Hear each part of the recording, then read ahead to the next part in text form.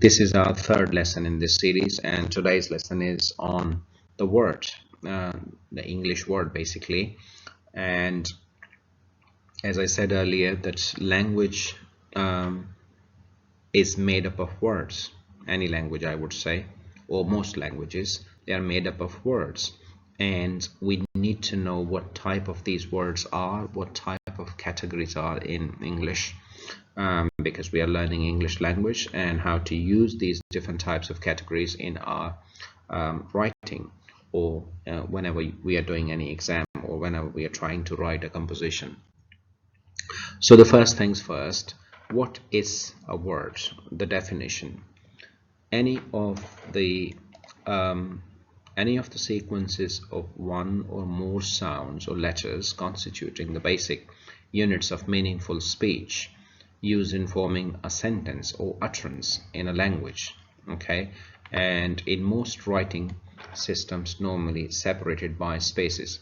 Now this is the technical definition of a word, but simply you could say when a couple of letters join together, they make words. Okay, so obviously these letters have different sounds.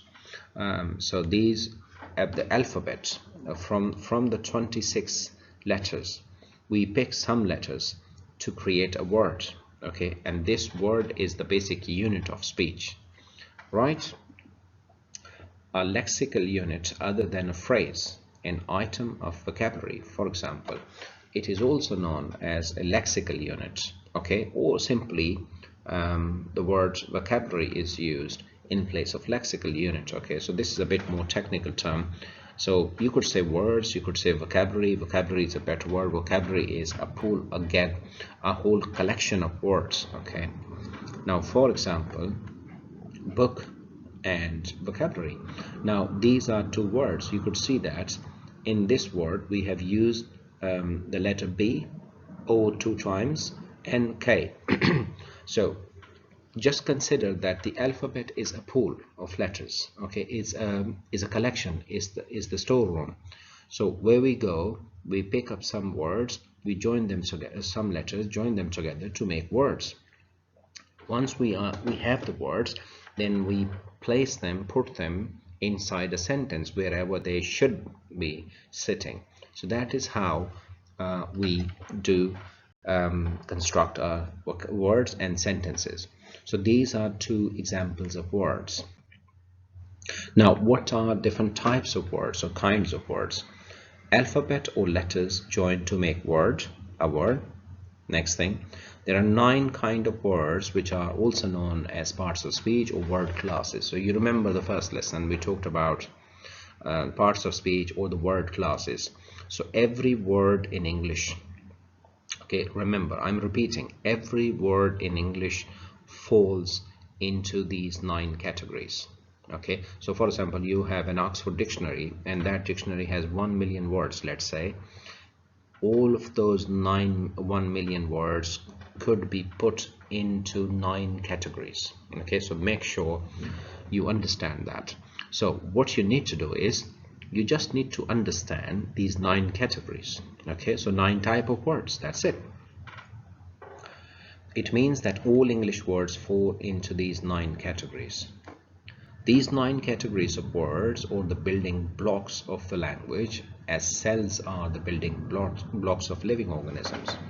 Now we use these as I mean, you could say one word is just like a brick, okay, or a cell.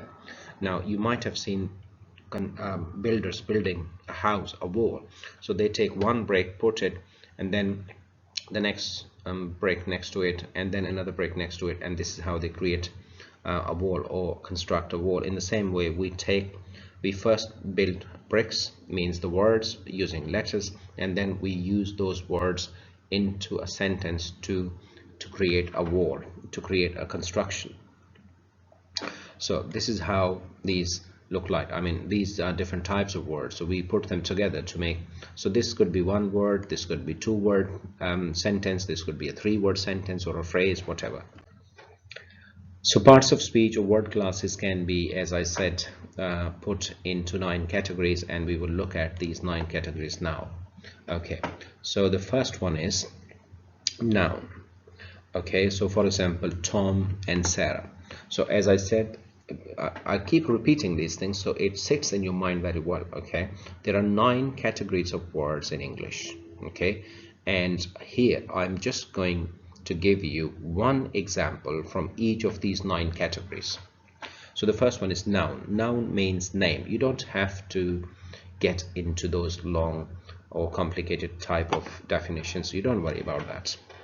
Noun is a naming word. Okay, so for example, Tom and Sarah, it could be the name of anything in the world. The second thing is pronoun. I have just used one. Okay, obviously there are many pronouns, but here in this slide I just want to give you an idea of these things.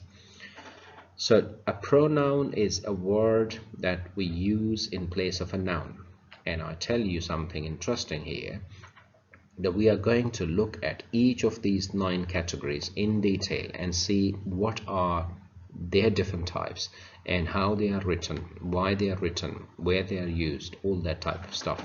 The third one is a verb. Okay, now that is the soul of a sentence.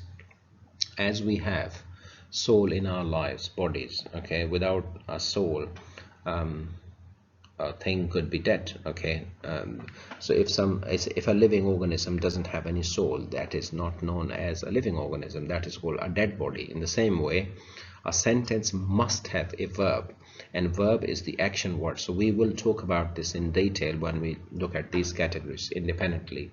So one example is run. Right, adverb. Now adverb means something that adds to the meaning of a verb. So for example, slowly. Slowly is an adverb that tells us how an action is happening. The next one is adjective. So I'm trying to stop myself to get into the detail, okay, explaining these things, because I have created separate videos and all of them where I need to speak on these 9 categories in detail, but here I'm just giving you a brief introduction. So adjective is something that describes a noun. So if a word describes a verb, that is known as an adverb. If a word describes a noun, that's known as an adjective. The next thing is preposition. So these are these small words which normally do not have any meaning on their own, but when they are in a sentence, they carry meaning. The next one is conjunction. Conjunction is just like glue. It joins 2 sentences. There are many conjunctions. This is just a very small example here, and but. Okay, so these join 2 sentences. The next thing is interjection, very rarely used. Okay, interjection is a word that expresses any kind of emotion, okay, or a feeling. It could be happy feeling, it could be a sad feeling. So if a word is uttered out of any feelings, then that is known as interjection, and they don't have any meaning on their own. They just represent some kind of feelings. And the last one, or probably the most commonly used and sometimes also known as the most difficult of the parts of speech, is article. And in English there are only 2 types of articles: indefinite article and definite article. We will look at these things in detail later on. So this is the whole thing. These are those 9 type of words that you need to understand. Okay, now for example, if you don't know what a pronoun is, or if you don't know what an adjective is, how would you use them in a sentence? Now if you are doing function skills level 1, level 2, or entry level 1, 2, or 3, then you are sometimes required to use an adjective. For example, at entry level 3 or entry levels, they would ask you to use 1 adjective. They would ask you to use 2 adjectives, for example. So if somebody doesn't know what an adjective is, how could they use it? Okay, now if you don't know what is the difference between different types of conjunctions, for example, coordinating conjunction or subordinating conjunction, then obviously that is a problem, because at level 2 and level 1 you are required to use simple, compound, and complex sentences.